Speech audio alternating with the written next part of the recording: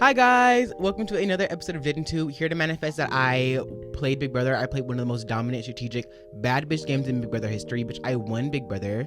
You know what I mean, bitch? Clock that T.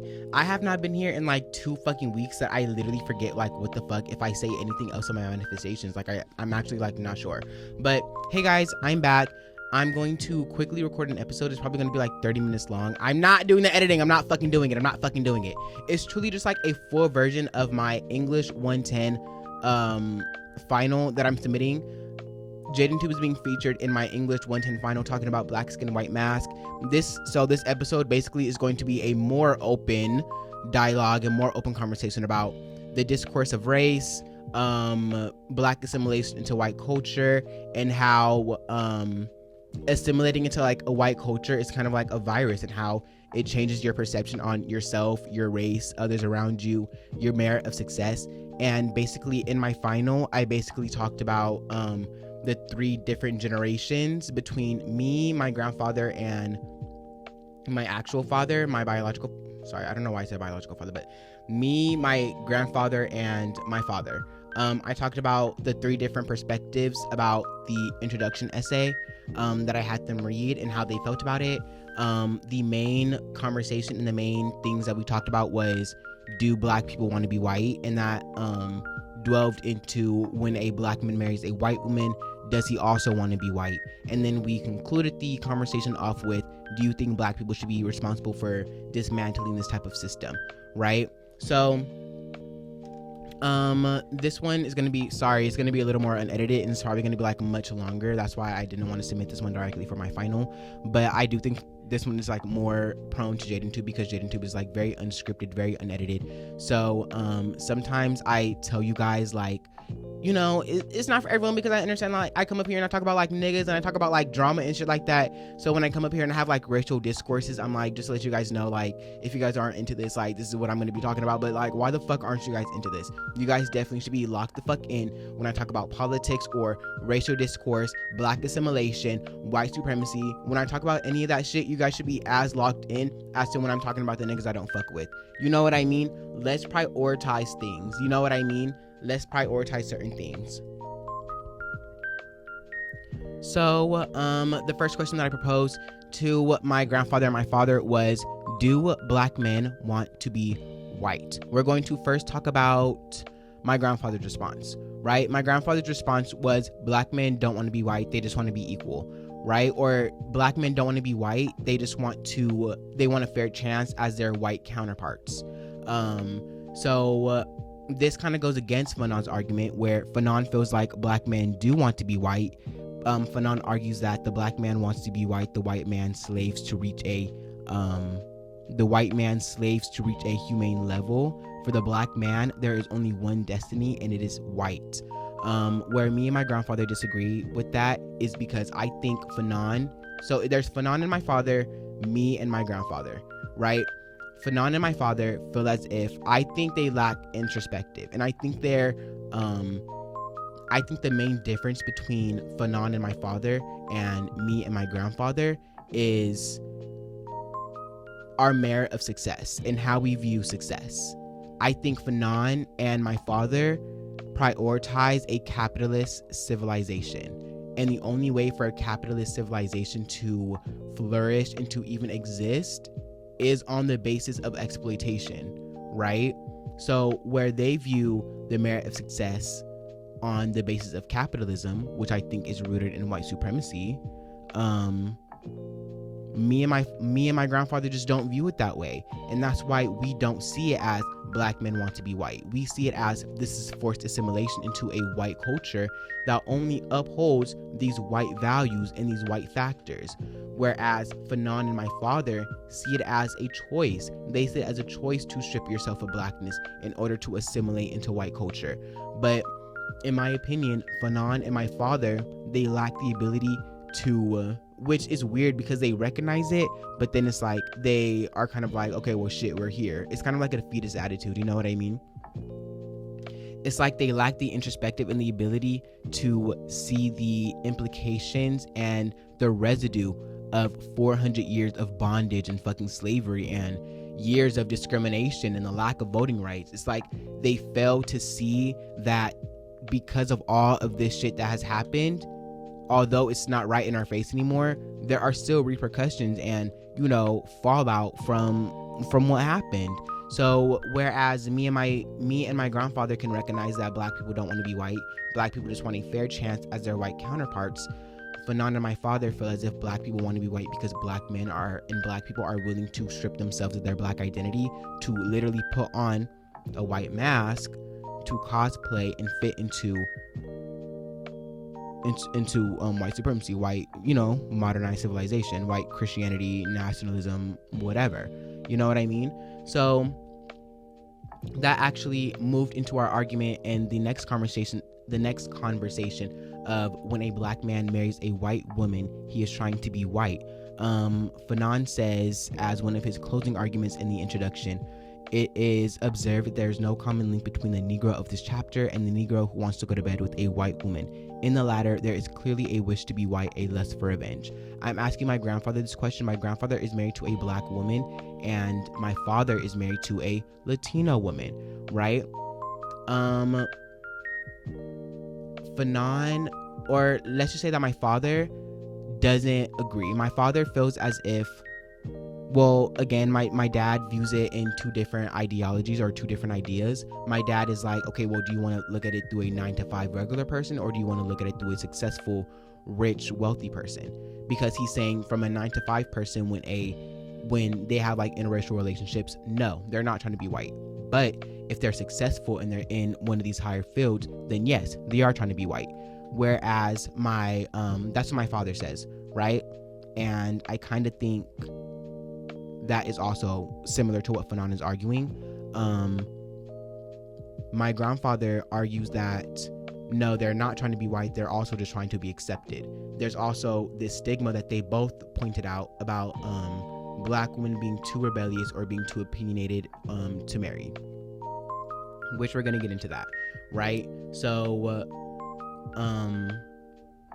this whole thing with this different distinction between like the 9-to-5 and the regular working person, I think that is a distinction that matters, but I don't think it should be kind of like the basis of my father's argument. When my father is saying the distinction between like a 9-to-5 person and like a person in a successful field that they want to fit in, I don't agree with that. What I think is happening, again, introspective and being able to see through the forest, is that when a black man is successful, let's talk about like an NFL player, you know, he blows up and he's in rooms with, you know, marketing people or whatever, he's filled in those type of environments, right? Black women are just not given those opportunities to even be in those type of rooms, right? So as a black successful man, he's looking around in the room of, you know, potential spouses of who he wants. He's not seeing any black women. He's only seeing white women, because black women are just not given those opportunities to also be in those positions. And that's because of, like, you know, sexism, misogyny, X, Y, and Z. So I think my grandfather also has a similar perspective of, you know, the same idea of when black men get into these positions and they're surrounded by the people they're surrounded by, it's like they look around and it's like, oh, there is no black woman here. Okay, but there's a white girl right there. Okay, let me just go for the white girl. You know what I mean? And there's also this idea and this stigma that black men are too rebellious or too opinionated to marry, and that's why black men marry white women. Which, if you really want to get into it, it kind of like follows the idea of white supremacy, right? Because this idea that black women are too opinionated, it's really rooted in the ideology that white women are meant to be submissive, and it's because white people in general are just like not used to resistance. Like, they're not used to standing up for conflict or confrontation. It's like, you know, like white women have historically voted against, you know, their own rights or voted against their best interest because of the benefit of their husband. You know, white women will vote in the benefit of their husband opposed to the benefit of themselves. So it kind of follows this, I can really get into like Christian nationalism and how it follows this idea of like, Eve being a helper, and like, you know, the root of misogyny and this root of this idea that there is a power dynamic when it comes to gender hierarchies, but it's gonna stray into something different. So when it comes to white women being more submissive, or when they say that black women are more opinionated, they're really saying that black women are less tolerable of disrespect. They're less tolerable, and they're less likely to sit down and submit and listen to whatever their husband says, because black women are used to resist the system. Black women are used to resisting systems that oppress them and that are not in their best interest, right? Where white women are just like not used to doing that. So black women are not more opinionated, and they're not rebellious or harder to marry. Black women just want to be equal to their husbands, and black women want to be sitting next to their husband and not sitting below their husband. You know what I mean? And that is the distinction. That is the distinction between me and my grandfather's point of view versus my father's point of view. Where my dad, I think he is saying like black women are harder to please because he lacks introspective. Where me and my grandfather made a specific distinction, and he wanted to emphasize the idea that black women are not harder to please. Black women, yeah, he wanted to emphasize that black women are not harder to please. Black women just want to be equal to their husbands, and that white women are meant to be led. And so this is actually going to be a full episode, but I really feel like I'm getting my arguments out pretty coherently and pretty clear. So this is actually going to be the one that I'm submitting to Professor Niccolazzo. So that led into our final argument of, do you think black people should be responsible for dismantling this oppressive system? And when it comes to this question, this isn't necessarily a question that I think was proposed in Fanon's writings. Like, yes, I do think he does talk about dismantling the system, and if the system can even be dismantled. But my grandfather's argument kind of sounds like he's saying, no, black people should not be responsible for dismantling the system. Black people should be responsible for fixing what white supremacy has broken within the black community first, before we even have a discussion about breaking this fucking Americanized system, right? That's what my grandfather feels. Whereas my father, he immediately is like, yes, black people should be responsible for dismantling the system. Why? Because white people are not going to do it. Which I can understand both points. I can understand both sides. My argument is that I don't necessarily think black people should be responsible for dismantling the system, because I don't think that's fair to create an oppressive system and then ask the person being oppressed to fix it. But literally, like my father said, how else is it going to be fixed? Because the people who benefit from the system are not going to be the ones who dismantle it, because why would they dismantle it? You know what I mean? So that is when the like the economic versus the humanitarian viewpoints do like really matter, because it's like I'm looking at it, that's when I can make the distinction between like economics and humanity. Because it's like when we're talking about dismantling the system, it's like I feel like on a humanitarian level, like, no, black people should not be the ones who have the weight on their chest to dismantle this system that oppresses them. But economically, if we're going on the economic side, it's like, but literally they are the only ones who are going to do it, because white people are not going to do it, right? So I think that is a pretty common middle ground where my father feels like, yes, we should be responsible for dismantling the system, which is just completely hypocritical for so many reasons that I'm not going to get into on this. Hopefully I can make a longer episode and you can like maybe tune into Jadenntube. But where my father feels like, yes, we do need to dismantle the system, he also is in a capitalistic mindset, which is kind of like how I feel. Like I said, Fanon kind of gives like this defeatist attitude where it's kind of like, well, shit, we're here, so we kind of have to deal with what we have. Where my dad kind of also has that mindset where it's like, yes, black people need to dismantle the system because white people are not going to do it, but I don't vote. But I don't really see the point of voting. So it's this capitalistic individualism mindset that I think has tainted them, and I think that's due to white supremacy. I think that's because of white supremacy. My dad is saying that, yes, the system needs to be dismantled, but I'm not going to vote. I don't vote in elections. That doesn't make sense. My dad also said, like, he doesn't see the point of voting. What has voting ever gotten us? He said that. I have it on recording. He said, what has voting ever gotten black people? Nigga, voting rights. Be fucking serious. His argument is that black people can never agree on anything, similar to what my grandfather said. But my rebuttal was, black people all came together and decided we should have a right to vote, right? Because I don't even have to get into why voting matters. Like, that's fucking stupid. Like, I'm not even gonna entertain that argument.